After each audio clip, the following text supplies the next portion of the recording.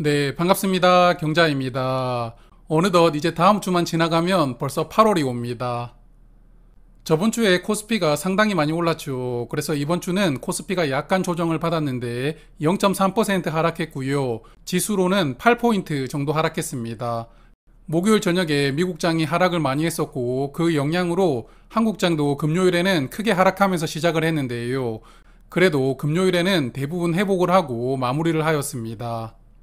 자, 그리고 요즘에 코스닥 시장이 난립니다. 네, 이번 주에 신고점을 경신을 했는데 왜 이렇게 코스닥 시장이 잘 나가는지 알고 계시죠? 네, 에코프로를 포함해서 2차 전지주들이 여전히 불을 뿜고 있습니다. 에코프로는 100만 원이 넘었고 이제 에코프로 BM도 주가가 40만 원을 향해서 달려가고 있는데요. 어쨌든 저의 코스닥 종목들은 여전히 지지부진하지만 2차 전지 종목들이 코스닥 시장을 계속 끌어가고 있습니다. 자, 그러면 ISA 계좌부터 볼 텐데 이번 주도 SK텔레콤 10주를 매수를 했는데요.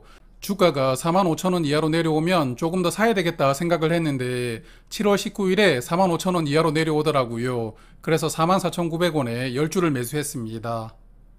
SK텔레콤은 저번 주 대비 이번 주는 주가가 약간 하락했는데 어쨌든 45,000원 이하에서는 천천히 그리고 조금씩 더 매수를 해볼 생각입니다. 그리고 매매 동향을 보면 외국인들이 그동안에 주구장창 팔다가 최근에는 약간씩 매수를 하는 흐름이 나오고 있습니다. 조금만 더 팔아주면 MSCI 지수에 다시 편입이 될 수 있을 것 같기도 한데 왜 또 이렇게 갑자기 매수를 하는지는 모르겠는데요. 어쨌든 매도세가 약간 주춤해졌습니다.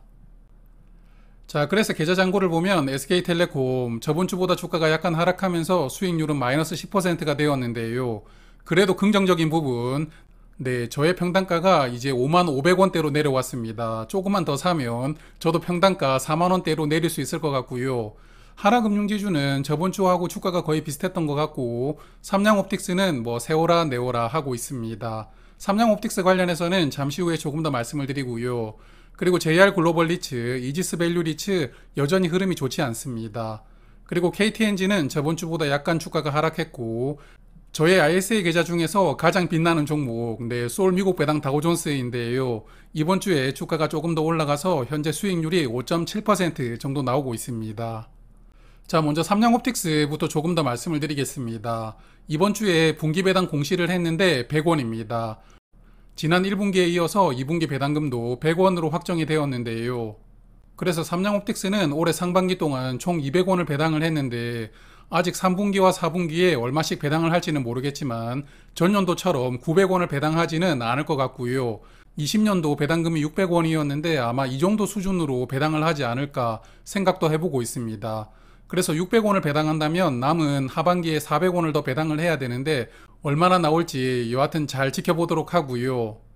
그리고 삼양옵틱스가 이번 주에 또 흥미로운 공시를 하나 했는데 자, 먼저 이 종목은 사모펀드가 최대 주주입니다. LKA2 홀딩스라는 회사가 이 회사의 최대 주주인데 지분을 67% 정도 보유하고 있습니다. 이 사모펀드의 주요 전주가 구본욱이라는 사람인데 LK투자 파트너스의 대표이사입니다. 성이 구시죠. 네, 범 LG가 사람인데 이분이 8월에 삼양옵틱스에 사내이사로 들어오겠다는 임시주총을 열겠다는 공시가 나왔는데요. 삼양옵틱스 올해 실적이 좀 부진하죠. 그래서 밖에서 보고 있다가 답답해서 그런지 내가 들어가서 조금 챙겨봐야 되겠다, 이런 생각을 했던 것은 아닌가 싶기도 한데 어쨌든 실제 최대 주주가 사내이사로 들어온다는 게 약간 흥미로웠습니다. 자, 그리고 두 번째는 이지스밸류 리츠 말씀을 드리겠습니다. 최종 유상증자 가격이 확정이 되었는데 4,270원입니다.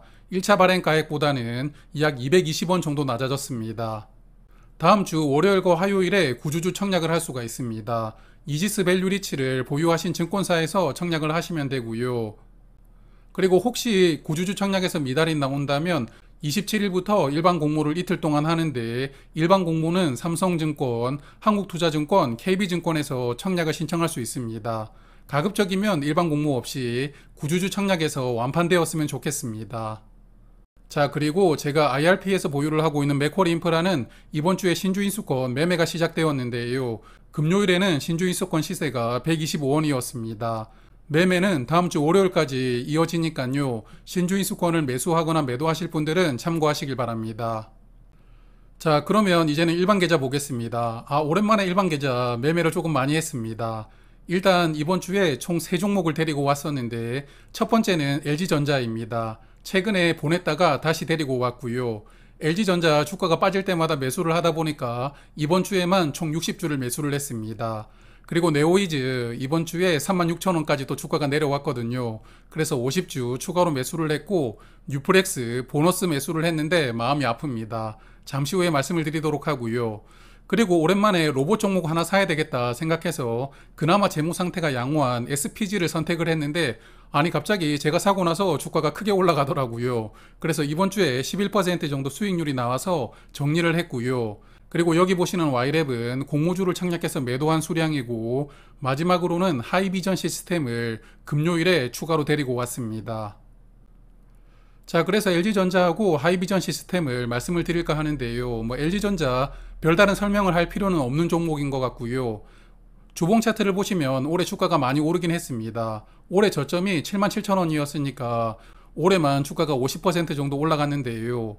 그래서 현재 주가 위치가 부담스러운 자리이기는 하지만 그래도 워낙 최근에 실적이 좋습니다. 그리고 향후에도 실적을 조금 기대를 하기 때문에 이 종목을 다시 담았는데요.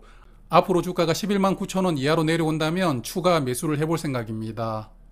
그리고 하이비전 시스템은 코스닥 종목이다 보니까 모르는 분들이 많으실 텐데요. 여기 보시면 스마트폰에 들어가는 카메라 있죠. 이런 카메라 모듈을 검사하는 장비와 그리고 자동화 장비를 생산하고 있습니다. 최근에는 2차전지 쪽으로도 약간 발을 걸치고 있는 회사인 것 같습니다. 제가 이 종목은 눈여겨보고 있었는데 실적이 올해 기대가 되는데요. 전년 매출액이 약 2천억 원이었는데 올해는 3,200억 원 정도 매출이 예상이 되고요. 이익도 더블업이 가능할 것이라고 증권사들이 추정하고 있습니다.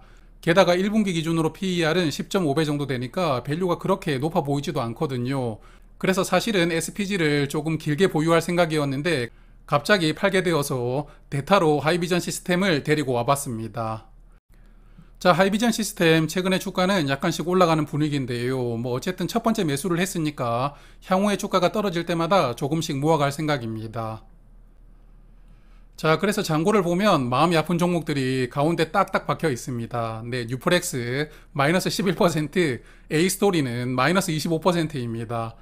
마이너스 25% 정도 나오면 무덤덤해지는데요. 어쨌든 잠시 후에 조금 더 말씀을 드리고 가장 많이 담겨 있는 종목은 네오이즈인데요. 현재 1390만원 정도 매수를 했습니다. 제가 지난주에는 매수 총 2천만원까지는 생각을 하고 있다고 말씀을 드렸는데 어쨌든 주가가 더 떨어져야 매수를 해볼 생각이고요. 그리고 DB하이텍, 세워라 내워라 하고 있고 LG전자는 사고 나서 주가가 1% 정도 하락했습니다. 그리고 금요일에 데리고 온 하이비전 시스템까지 이렇게 총 6종목이 저의 식구로 편입이 되어 있습니다. 자, 뉴프렉스 잠깐 말씀을 드리면 이번 주에 뉴스가 하나 나왔습니다. 뉴프렉스는 연성 회로기판을 만드는 회사인데 이 회사가 전기차 배터리용으로 연성 회로기판을 3쿼터부터 양산을 하겠다고 뉴스가 나왔습니다.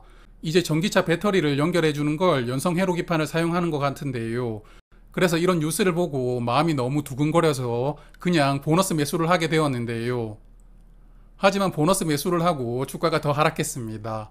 자, 그래서 제가 121선에서 매수를 할 생각이었는데 저의 원칙을 깨고 매수를 했던 것을 크게 반성을 하고 있고요.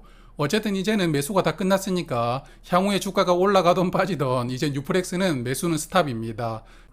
그래서 뉴프렉스는 이제 장독대에 담아두고 주가가 올라가는 그날까지 잘 숙성시키도록 하겠습니다.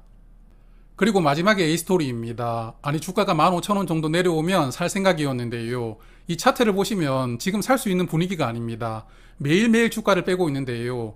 아니 무슨 악재가 있어서 이렇게 떨어지는 건지 어떤 이유인지 모르겠습니다만은 어쨌든 이런 차트를 보고 있으면 추가로 매수할 생각이 엄두가 안 나죠. 네, 그래서 보너스 매수 한 번 더 할 생각인데 적어도 5일선이 21선을 돌파하는 골든 크로스라도 보여주면 그때 한번 매수를 해볼 생각입니다.